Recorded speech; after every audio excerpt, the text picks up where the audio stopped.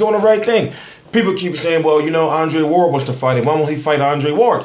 And I'm thinking to myself, okay, if you put Andre Ward on a card and you put Gennady Golovkin on a card in the same night, which one are you most likely to watch? And also, if you look at Andre Ward, he's just getting back in. And, you know, we don't know. You put it this way. He has some business to do on the marketability end. I mean, for crying out loud, I don't even think the guy has 1 million followers or 100,000 followers on any platform, you know, social media platform. And the reason why I'm saying that is because I'm talking about fan awareness. You know, you can say Andre Ward's name. Yes, people may know to an extent, but at the same time, it's hard to keep up with a guy who's only had, what, like 2 fights since like 2011 or 2010 or something crazy like that. I forgot. So Gennady Golovkin and his team has stated many times that the goal is to unify the 160-pound division. It can happen. Now, for example, you get the WBA Super World Champion, you know, who is Gennady Golovkin. He's also the #1 contender for Miguel Cotto's WBC title. Actually, not the #1 contender.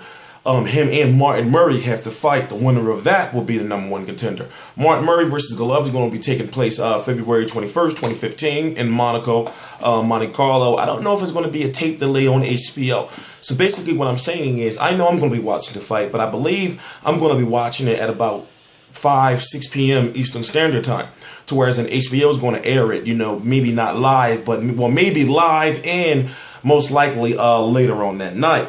Golovkin Golovkin's good, 31-0 with 28 KOs. I understand his plan. The WBA champion, he's the WBA champion. Miguel Cotto is the WBC, the recognized, you know what they say, champion, like the champion of the division. You got Peter Quillin and Andy Lee who are taking on each other. Then Billy Joe Saunders is going to be next. The only issue with that is if Peter Quillin wins, most likely we will not see Golovkin versus Peter Quillin. That's just my personal opinion. And you know, history has proven to us that that may be the case. When you look at the IBF was stripped from Jermaine Taylor. Now Hassan Ndam is going to be taking on, I forgot who. Well, I forgot who's in the running. But Billy Joe Saunders had the chance. He stepped away. David Lemieux is like #3. He has a chance to fight Ndam, and it's somebody else. So, you know, a fight, unless it's a Heyman fighter, he can go after the IBF title after Miguel Cotto if he beats Miguel Cotto, which I have him doing. So, I guess what I'm trying to say is he can unify the division, so why is everybody trying to move him up in weight already? You know, why is everybody trying to get him up there with Andre Ward? Now, I feel, in my own personal opinion, it would be somewhat of a step back if he fights Andre Ward at this point in time, even though us fans, hardcore boxing fans, would love it. But I understand. We all say boxing is a business, you know, and me personally, I would rather see him unify the division, you know, especially the fact that if you look at the strategy he's been using in HBO, it's been working. Each of his fights have been gaining more and more ratings. You know, they're putting him in bigger and bigger venues. And this is a fighter who is not American that has been successfully building an American fan base. You know, and he's learning English to basically it. I mean, the situation is very, very smart. So to move him up to 168 right now and him take a loss against Andre Ward, because I have Andre Ward beating him, and then, you know, having to come back down, you know, with that defeat, it's like, well, you know, like what, like how is it going to help him? You know, how's it going to help him as far as his career is concerned? But let's also talk about Martin Murray. Listen, Martin Murray is not no pushover. He's not a bum. Martin Murray, 29-1-1, could have been world champion on 2 different occasions. Now, Felix Sturm, that fight was a draw. What was that? Back in the end of 2011, I believe that was. But if you go over to Germany, in my personal opinion, and you get a draw, that's like a win to me.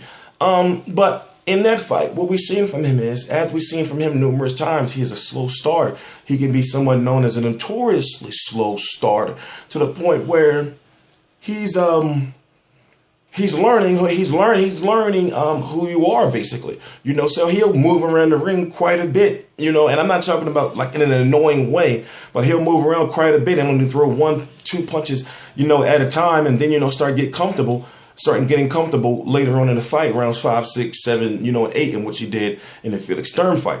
So looking at that, he was fighting for the WBA Super World title, the one that Golovkin has now. And then if you look at the fact that, well, when he fought Sergio Martinez in Argentina in front of 50,000, Sergio Martinez's first fight in Argentina in God knows how long, and he couldn't even go to the country at one point in time, he should have won that fight. So if you look at now, he's fighting Golovkin in his third biggest title fight. People say, who's this guy? Where'd he come from? Golovkin's just fighting bums. You see how there's a disconnect right there? You know, between hardcore boxing fans, you know, that actually know what's going on, compared to fans who won't venture out of watching fighters outside of the United States or that they're familiar with. Martin Murray can move. Martin Murray can box. Martin Murray